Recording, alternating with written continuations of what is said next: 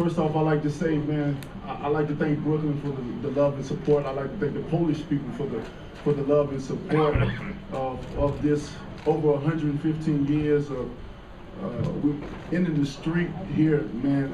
It was a wonderful crowd. It was a beautiful atmosphere, and definitely my prayers goes out to Szpilka tonight, I just want to thank him for accepting the opportunity that we gave him and did a job well done. You know, I'm definitely looking forward to coming here again and putting my title on the line once more. You know, the atmosphere again was beautiful, man, and man, I can't wait. The heavyweight division is very exciting. It got exciting again, and a lot of things is going on. So again, I'd like to thank you guys again. Any questions? Congratulations. Thank you. Wait for Mike. It's for free. I don't want to take away from the victory, but you know, Povetkin was here ringside. That's your mandated fight next. How do you think that fight's going to go, and how confident do you feel ahead of the biggest fight of your life? I'm super confident in that fight. You know, I've been waiting for Povetkin for a very long time, and I'm looking forward to him as well too. I got a lot of voluntary out the way. I'm looking for my mandatory as well too. You know, I'm glad that he was here to take notes and stuff like that. We all know styles make fights, and I'm looking forward to it. I'm very confident with him or anybody that I'm gonna get in the ring with. My goal is to be the undisputed heavyweight champion of the world, man, and that's my mission. If Povetkin was taking notes, what should he make note of more than anything else? What should be his takeaway? He should make note of my long with Povetkin. It's going to be, you know, he should take notes of everything. Just don't take nothing for granted. You know, like I said before, different fighters bring different talent out of people. With Szpilka, he was more mobile. He was more slicker. I haven't faced a southpaw in like 3 years, so it took me a little bit more time to adjust than I thought I would. And so he should, you know, when you're watching a fight, you can never just never tell. So he just should take note everything, not from just this fight, from the previous fight, the jab, right hand hook. You know, truth be told, my right hand was like, once I fought for the title with Berman Savannah, I broke my hand, and it's been like a year that my hand been sore. But now it's back, it's 100%, and I'm still a dangerous fighter. We always say we don't know when it's gonna happen, but when it's gonna happen, that's me. When I crack you on the right, with that right hand, you know, things gonna happen. Deontay, how close did you feel the fight was when you knocked him out? I knew I was winning. I knew I was up. I definitely thought it was close. You know, it wasn't that much. It wasn't that much action going on. So I knew it was pretty close. But you know, that didn't bother me. I just knew we had 12 rounds to go, and I'm in great shape. You know, so wherever, if it would have went the distance, I wouldn't have no worries. You know, so. But again, I'm a dangerous fighter, and what have made me gain my name is knocking people out. That's what I do, you know. So any fighter feel that I'm not danger or to their career or to their record, you know, they're lying to themselves. That's one of my attributes about myself. My right hand is a monster. Sometimes I get scared of it myself. And true story. It's unbelievable what, especially when I hit you at the right time, at the right moment. Is when I hit him, I knew it was over. I knew immediately when I felt it, and I hit him, I knew it was over then. What did you think Povetkin thought when you saw that? Oh shit.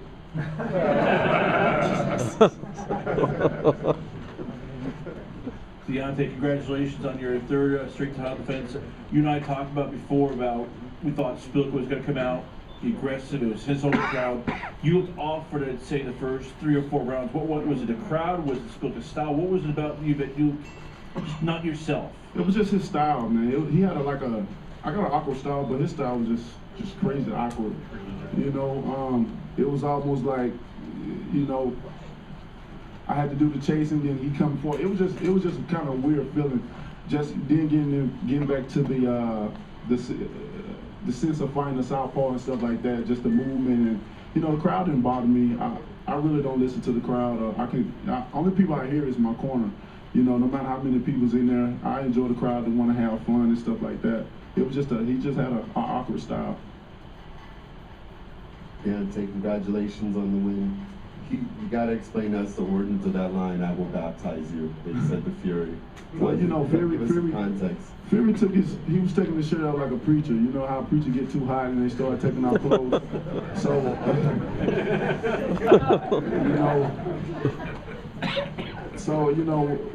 that's what made me say I want to baptize him. I just want to, with Fury, it's just all about. I don't take the guy serious at all. Let's face it, we know Fury he like to entertain, he like to promote, which is a good thing, but I just wasn't in the mood tonight. You got a man on the ground that's hurt. We don't know, he may be good right now, but we don't know what's going to happen to him tomorrow. And I just wasn't in the mood.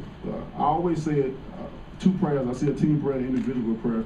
And I never want to hurt no one that they can't go back to their children, because my daughter told me that she prays for me every time I fight, that I don't get knocked out, and that means a lot to me. So I don't want to hurt the next man. I always want to knock my guy out, don't get me wrong, but I don't want to hurt him to the point where he can't say, hey, that was a good fight, I can live to see another day. Back here, Deontay. Congratulations on your knockout victory. I want to talk a little bit about Fury. A couple things. Number one, did you know that he was going to be present at the fight, and so were you maybe in some way sort of knowing his sort of outlandish personality that he might do what he did, which was to come into the ring and do something a little crazy? Yes, I knew he was going to be at the fight. I knew not only him, but a lot of other heavyweights in the division. I mean, heavyweight division is getting exciting again, man. And now that these belts are changing hands and everybody feel like they got this opportunity, they next champion. So I knew a lot of them was going to be here, but Fury just being Fury. You can't. He's like, you can never think. You can't never. He's unpredictable. I say he's just an unpredictable guy. You just never know. But I know he's like to promote. But like Fury, he knows. We've been offering him. We've been trying to fight him for a while. His team know that. He knows that, and he just promotes. We've been doing it for 4 years. Whether it's through social media, whether I've been over to UK and got in the ring and all that stuff. I feel like it's time to shut up and put up. It's time to get it on. When he goes nose to nose with you, basically crashes your moment of glory after you've got this big victory. Do you feel like this is just promotion and it's cool with you, or are you feeling disrespected because he kind of tried to steal your moment and then he gets right in your face? And no, actually I walked up in his face, but I'm a cool guy, man. It don't bother me. I did the job. I got the job done what I was supposed to do tonight, and and what he's doing, I know he's trying to promote for the fight and stuff like that. And so I didn't find it with disrespect. But already, it's Fury. Come on, man. This guy does all kinds of stuff, and it's exciting. It's interesting, and it's good for the sport of boxing. That's what I look at it. It's good for the sport. Deontay, over here. Congratulations on a great knockout. If Povetkin is next, would you be willing to go over to Russia to make that fight happen? Well, I'd have been in Russia. It's time to welcome him to the United States of America. I don't think he's fought here in America yet, and we all know to have that big name, you must get the American fans on your side, And I'm looking forward to get him out of his zone and to come to America, It's too cold in Russia. Deontay over here on your right. You were inconsistent in terms of hitting him. You hit him with some right hands, but couldn't put them together, it seemed. And then in the 8th, you caught him flush, and he just looked at you. Were you starting to wonder when it was going to take effect? Yeah, well, I'm very patient. That's one thing that I've learned how to become very patient. Most of the time when I hit him with the right hand, my position wasn't right. I wasn't stable enough to hit him. And due to this awkward style, he had a very, very, very awkward style. And that allowed me to have to sit back. I didn't want to get too cautious. I didn't want to lean in and take risks. or anything like that. So I was very cautious in this fight and just wait. I knew when it was time for it to happen, it was going to happen. I knew I was going to catch him some point in time in the fight, and I did. And still. Deontay, and also a question from Mark Breland. Was fighting a lefty make it more difficult for you to land that jab, which can be so potent? No, it wasn't. It didn't make it difficult. It's just like, again, his style. It's just the awkward movement and the things that he was doing. You know, because in camp we had different many southpaws in camp, and I had no problem with them. You know, with the jabs and stuff like that. It was just, I don't know. It was just one of those nights, man. I don't think every fight can be pretty. I don't think every fight is gonna be my best. You know, if I would grade myself, I'd give myself a low 5. You know, but it just that's just come with it, man. It's just a part of boxing. Sometimes you're gonna look good, sometimes you're gonna look bad, and I wasn't satisfied with my performance tonight. I gave the people what they wanted, and when you come to see heavyweights, you want to see the knockout, and tonight was a devastating knockout, and I delivered that part. Deontay, you know, with Tyson Fury doing all the antics, and you know, you keep winning, he keeps winning. He's gonna fight Klitschko, you're gonna fight Povetkin. If you guys both win and fight in the fall, could this be the biggest heavyweight fight in a long time? It will be. I don't think it's a could. I think it will be the biggest heavyweight fight in a long time. And I would go to the UK for that one. That's for sure. I got a lot of people. I got a lot of fans over there as well too. Yeah, I got some of my UK friends. You know, who came to support me tonight. So when that happens, I think it will be the biggest. Like I said, we've been promoting this thing for 4 years, man. You know, I can say a lot of things about Fury, but you know, I'm not gonna spoil it. You know, I'm waiting for the big moment. And I think this is gonna be a fight that is just just as big as the hype. You know, so I can't wait, man. I'm not playing around. 2016, I'm not playing around with nobody. No matter how they wanna act like they, you know, big and bag and talk and stuff like this. One thing to talk, but it's another thing when you get up in that ring. And with Fury, I'm not gonna have no remorse. I'm not gonna have no sympathy for him. I'm gonna want to really, really, really hurt him. We'll take 3 more. Deontay, Xavier Porter from BrooklynFights.com. I want to ask, how important was it to you to defend your belt in Brooklyn, and also for your trainer, Mark Breland? Because this is his hometown. Yeah, most definitely, it's definitely Mark's hometown, and it was there when I got the opportunity to come here, man. I was very excited. You know, with all the rich history of heavyweights that have been here and done their thing, you know, this is another one to add put my name down in history as well too. So, and it is the media capital of the world, and I was looking forward to making my debut here. We've always done things at the right moment, at the right time, and this definitely been the right time. And I'm looking forward to coming here again. You know, I definitely want to make this a home away from home if possible. So we'll see what happens in the future. Brooklyn came out and showed me much love, and I'll never forget that I always travel with me from this point on. And I'm looking forward to defending my title many, many more times here. Come on, guys. Deontay, Sarah Gruber, Run by Run Boxing. I have a question for you about, you keep saying that Szpilka was so awkward, and that's kind of what made it difficult for you in early rounds. Fury being almost the king of being awkward, does that make you more leery about, you know, facing Fury in the future? No, you know, actually with the taller fighters, when you're being taller, it definitely makes it awkward, you know, with being taller. But with him, it's almost like when you're taller, you can't bend down too low. You know, it's a different thing between the southpaw than having the taller fighters. You know, me having the awkward style, him having the awkward style.